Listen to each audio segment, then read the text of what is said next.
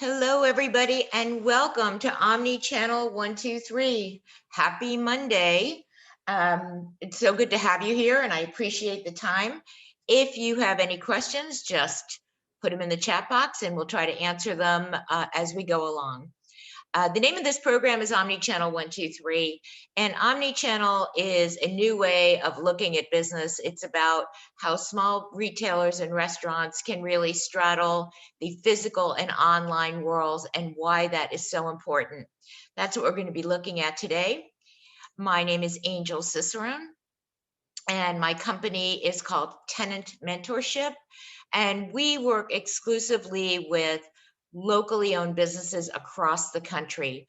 Our total focus is how to create better experiences for small business so that they can not just survive, but to thrive in this very, very crazy world that we live in. So I'm very happy to be here and try to share some new things with you, hopefully get you on the right path to omni-channel business. So if the pandemic has taught us anything, and it's certainly taught us a lot of things, we know that businesses that had online presence during the pandemic, a way to communicate with their customers when physical stores and restaurants were open, they fared much, much better than those that didn't. That was the big key. Omnichannel is nothing new. It's been around for about 10 years, the idea of having a physical as well as a digital presence, but it really came to light during the pandemic because we saw that if you couldn't communicate with your customer, you had no way to sell them anything. And that was a real sharp reality. So what happened was, over the years, people thought, okay, either I'm going to have an online business or I don't have the capacity to open an online business, or I'm just going to have a physical business. But the world has changed so much. So it's not just about digital anymore or physical, it's just business. It's not about e-commerce, it's just commerce. How we conduct our business needs to straddle both worlds. It's really important right now that we understand that this is no longer an option, it is mandatory. Now, for those of you who have seen The Devil Wore Prada, you know the scene. All right, gird your loins. Whether you want to do this, whether you don't want to do this, whether you think it's silly or stupid, the reality is you have to do it. So we're going to take you today through the what, the why, and the how of omnichannel. And I really want to focus a lot on the why, because sometimes when you better understand how this can really impact your business, then it's clearly going to help you understand the reasons for doing it. So what exactly is omnichannel? This is a lot of people confused. It's, what am I supposed to do? Am I supposed to start an e-commerce store with a shopping cart? What is the point of all of this and what is it really? And I'm going to break it down as simply as possible. It's just providing your customers with a seamless experience across every platform that you use and at every touch point. And the word touch point is very key here because people don't just walk by your store and go in anymore these days. They find you and they interact with you many different ways. And we want to make sure that every way they interact with you at every touch point, that you're providing them with a great experience. Omnichannel is not simply about branding or just about technology. It's not just about e-commerce. And most importantly, it's not transactional. So in the retail and restaurant world, we tend to think of success as when the cash register rings, which is a transaction. And omnichannel is about nurturing relationships across all of these touch points. It's about building trust, letting people know who you are, being authentic. So to put it in 3 steps, omnichannel 1, 2, 3, the benefits are you can be available 24/7 to what I call the whenever, however, wherever customer. And if you've ever found yourself at 1 o'clock in the morning online with a glass of wine, you know exactly what I'm talking about. When we want information, when we want to buy, wherever we are and however we want to consume that information is how we want it. And you know that you get a little bit annoyed when you can't find the information that you need when you want it. Omnichannel also affords you the opportunity to provide an exceptional customer experience on multiple platforms. So whether it's the return process or the purchasing process, or even just the information gathering process, by being omni-channel, you give people options. And then probably most importantly, it allows you to create customer relationships that drive sales. Your digital presence actually drives physical store sales. But the real benefit to you is that you can do this and create these relationships and provide this information even when you aren't around, even when your store is closed. It is an amazing benefit for any small business owner. Okay, the why. First of all, you can make money. That's a beautiful thing. So, according to Deloitte, because of the tools that are available, you can actually make more money, as much as 2 times as much revenue per employee, according to Deloitte, by having people be able to access you online, even if you don't sell. More so, as we just discussed earlier, the whenever, however, wherever customer, we are here, we shop in a new way. And for the small business, you have to be able to let people shop the way you want, the way they want to shop. So that's whenever it is, 24 hours a day, however they want, whether they want to come in the physical store or online, and wherever that might be. So this is the reality of today's customer. You are probably one of those customers. So now you need to be able to make it easy for them, everyone else, to do what you love to do as well. There was a time years ago, if you recall, when people would read, um, they would read the newspaper ads and then maybe on Saturday take a trip to downtown or to the mall, and that was the path to purchase. They got the message in and then they went to the physical store. The path to purchase was really, really easy. But now the path to purchase is so convoluted. I might get online and put in, I want to find a certain product or a pair of shoes. And I'll put shoes, a certain brand in there. And it might lead me to an online store. It might lead me to a blog. It might lead me to a review site. It might lead me to Google My Business. I might then put in the pricing and try to find the best price. I might reach as many as 50, 60 touch points in my search before I find you. Think about that.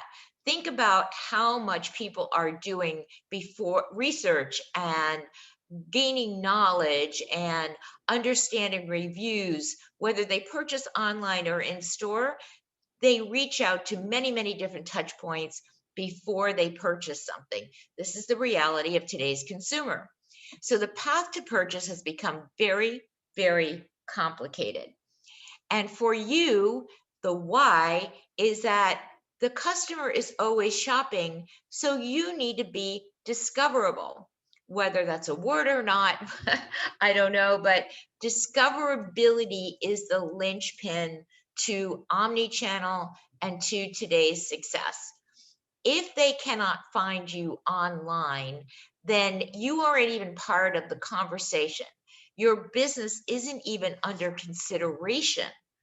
And that's one of the big, big issues with small business right now, is that when people are on that crazy path to purchase, they aren't finding you. By just having a web page up or a Facebook group or a Facebook page, that doesn't mean you're going to be found. So we have to do the things that are going to allow you to actually be found along that path to purchase, to make sure that you're available at all or many of these different touch points. All right, let's talk about the how. and what that means. How can you actually become an omni-channel business? So there are three main categories of touch points: physical, your online or digital presence, and of course, the delivery and sales channels that you choose. And we're going to go through these one by one so you can understand how you can create a better omni-channel experience at each of these touch points. So in the physical, today's physical reality has changed a lot. It used to be about having a broad assortment. It used to be about having the right amount of inventory. But the reality is now your physical store, people value the experience they get over just plain old selection. So everything that you do related to your physical store has an impact on your customer experience, whether it's the way you answer your phone or your phone message, or how promptly you call people back. Your customer service. Is your signage good? Can people find things in your store? Whether or not your return experience is really good. All of these things impact your physical store experience. And since you are primarily a physical operation, you have to start there and make sure that if you're going to drive traffic to your business, that when people get there, it's going to be a great one for them. Now, the next part is digital, and we're going to spend a little bit of time on this. And in fact, I'm going to send you a little bit of a digital presence checklist when this is over, so that you can determine if you are discoverable on that path to purchase. Now, these are all your digital options, whether it's social media, your website, of course, the review sites. You can use YouTube, your e-commerce site if you happen to have one. Oop, I've got some duplicates here and I apologize for that. Whether or not you use digital advertising, email, blogs, all of these are contribute to your digital presence. And inside of this, when you look at social media and you look at review sites, you have to understand that these sites are much more powerful than your website. Facebook is more powerful than your website. Instagram is more powerful than your website. Yelp is more powerful than your website, as is Google My Business. So you want to make sure that in those digital platforms that you are using, and you don't have to use them all, that you are highly discoverable because of the content that is there, the frequency of that content, and the relevance of that content. So I'm going to take you through a little bit of an Internet 101 so that you understand, and then we'll talk about some tips. So how the internet works, or how Google works, I should say more specifically, is that in order to show up in a Google search, in order to rank, in order to create that search engine optimization, or SEO, that you always hear so much about, Google searches or crawls behind the scenes, and they look for current and relevant content. That's how you get your rankings. So if you're in Facebook and you're not posting content or not getting engagement, Google's going to ignore you. If your website is the same website you put up 3 or 4 years ago, and there's no new content and no relevant content, Google's going to ignore you. If you don't have reviews, and if they're not current, and if there's not a lot of them, Google's going to ignore you. And the same goes for blogs and digital advertising. All of these things contribute to how Google looks at you and where they put you in the search engine ranking. So if you want to be discoverable, you have to make sure that the content that is attributable to you on the internet is updated, it's frequent, it's consistent, it's relevant, that your social media gets engagement. All of these things are very doable and they cost no money. But you need to make it a priority to be found by Google. So when that whoever, wherever, however customer is online, they are able to find you. If they can find you, then you become part of the conversation. One of the really wonderful tools right now out there is Google My Business. And if you don't have a Google My Business page set up, you should do so immediately. It takes about 3.5 seconds. Google loves its own product, so they love for you to participate in Google My Business. And here's what's very, very cool about it. So, have you ever searched for something with a quote unquote near me search? So, I need dog food near me, or I need a pair of shoes near me, or I need to find paper towels near me, or pizza near me. That near me search is key. The number of near me searches has increased by over 500% in the last 2 years. Now, why is this so important? It's especially important for local business. When you search for something near me, it implies intent to purchase. So somebody's not just looking for something, they need it. And when they look for it near them, it means they're going to go to a physical store. So what Google is saying is that near me searches result in 50% of near me searches result in a 50% chance of a visit to that store within one day, and 18% of those lead to a purchase within a day. So I can't stress enough that if you actually come up in that near me search, that Google 3-pack, which is what you're seeing here on the screen, there's a chance, very good chance, you're going to make a sale if you carry the product somebody is looking for. I can't emphasize enough how important it is to have a Google My Business page, to get your reviews on there, to post on there. It's really a wonderful tool that you're going to want to take advantage of. Here are a few more stats about how Google ranks ranks your pages. So they're saying that businesses with an optimized Google My Business profile and positive reviews, because they look for positive reviews, receive 82% more requests for directions and 65% more clicks to their website. This is a really powerful tool. Reviews are really one of the easiest ways to increase your content. So you can do that very easily by asking for them, by using QR codes that lead to reviews. But they send traffic to highly rated profiles. So it's a key, you know it's happening, so you need to work with that. And then the other thing is when people actually read reviews, they read an average of 10 before they feel like they can trust a company. So think about that. If you only have a few reviews on your Google My Business or your Facebook or Yelp, you're missing a real opportunity. So simple tricks are, I would suggest getting a QR code done that leads directly to your preferred review site, and then hand them out to customers and ask them if they will review you. All they have to do is snap that QR code on their phone. It will lead directly to it. You can double, triple, and quadruple your reviews in a matter of weeks, and that will help with your ranking. So this is the how, and getting your digital presence in order, making sure that your website is up to date, add new photos, put your reviews on your site, use your social media to your best advantage, try to bring engagement up, do all of these things that actually help Google help you.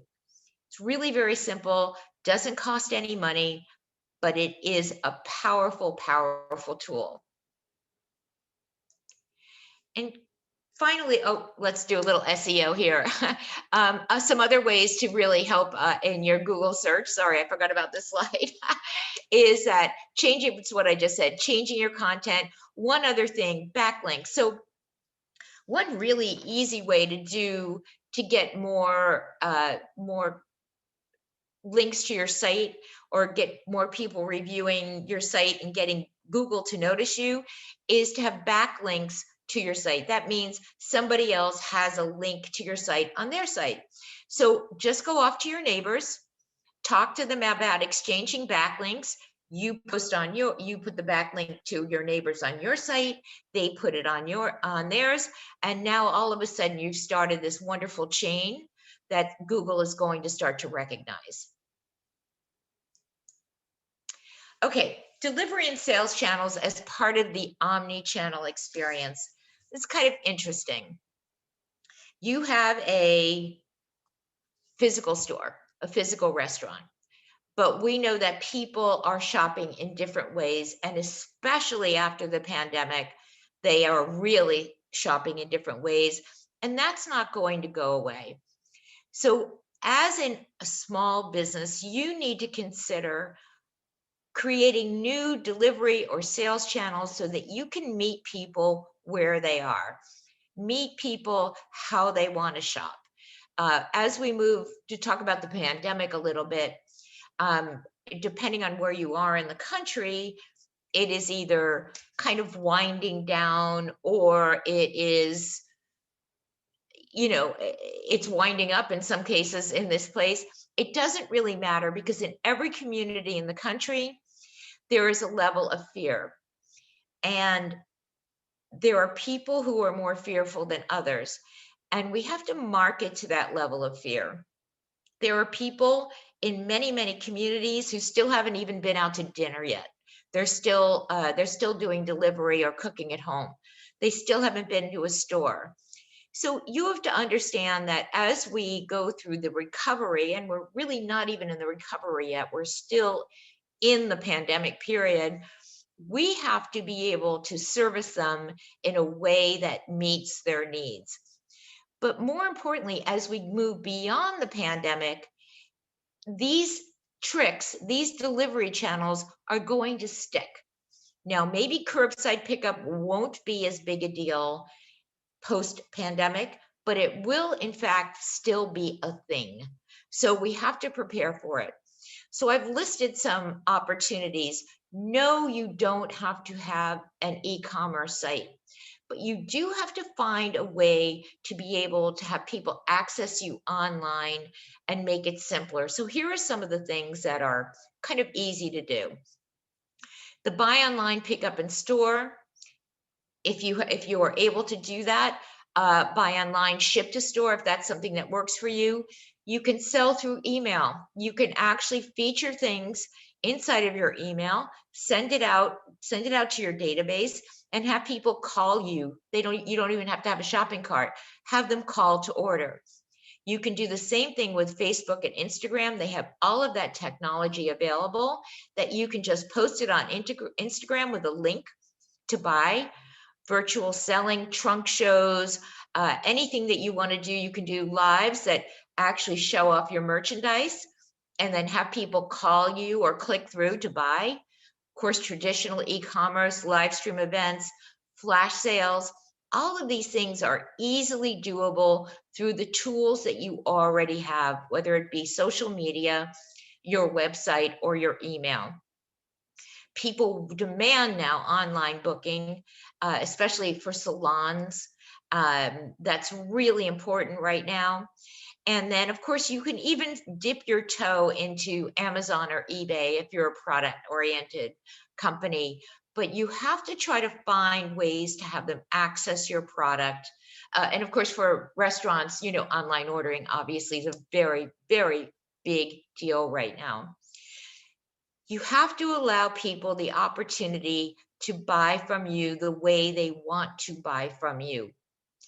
To kind of stick to your guns and say, oh, I'm only going to have people buy from me when they're in store, or if I'm a restaurant, they're going to have to call to order a takeout. These are inconveniences that people will no longer tolerate.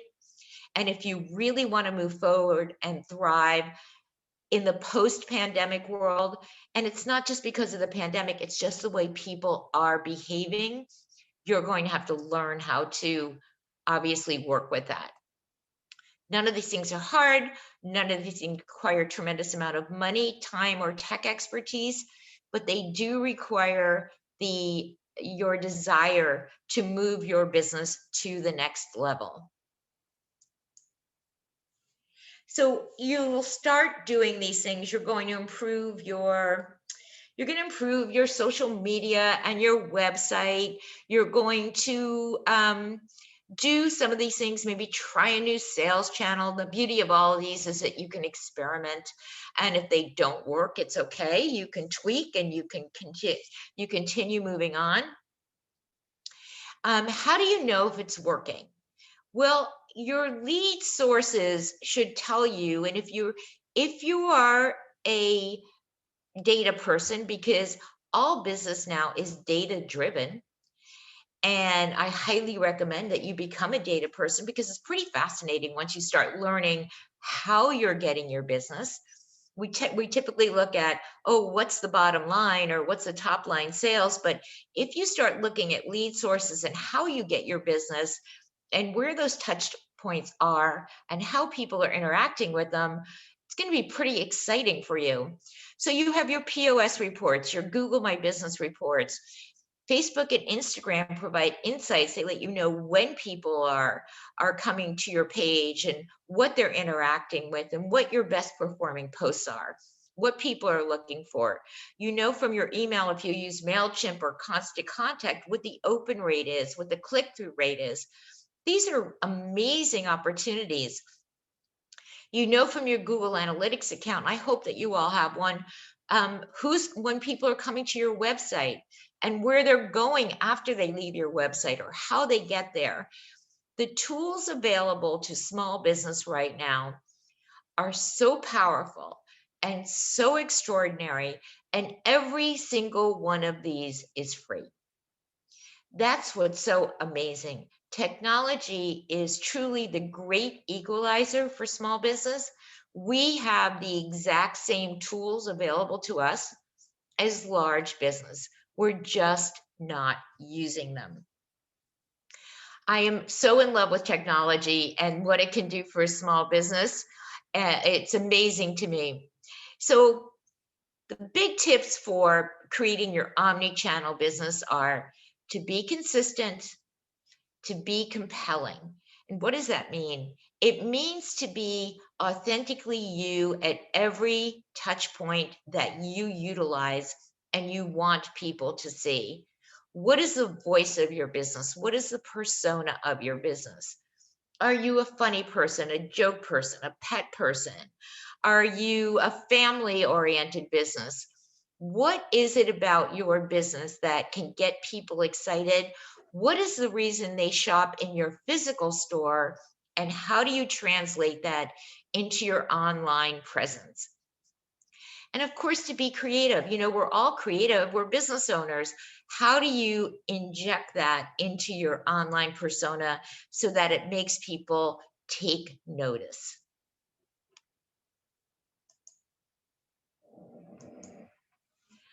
For those of you who don't know, as I mentioned earlier, I am a tech freak, and I have a podcast called Easy Retail Tech Podcast. And here's the link to that. And you can find it anywhere you find your podcasts or you listen to your podcasts. And in that podcast, I try to bring all the latest technology that's available to small business in a pretty easy problem solution format. I think the more that you can integrate and incorporate technology into your business, the easier your life will be, the more effective your marketing will be, and it may free up your time to work more as a CEO on your business instead of doing some of the mundane tasks. So I really encourage you to listen, and of course to incorporate technology into your business. And with that, I'm going to open it up to questions and answers and see if anybody has something they want to say or no.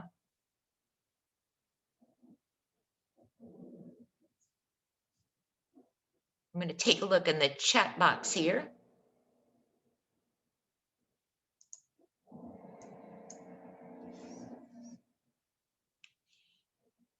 Okay, if there's nothing, I'm going to send you all out a digital presence checklist. I am always available for questions and answers at angelcicerone.com. I hope that you are all safe. I hope you're all well. I wish you much success through 2021. And remember, tech is king. Omnichannel is where your business is going, and I hope that you will participate. Thank you so much.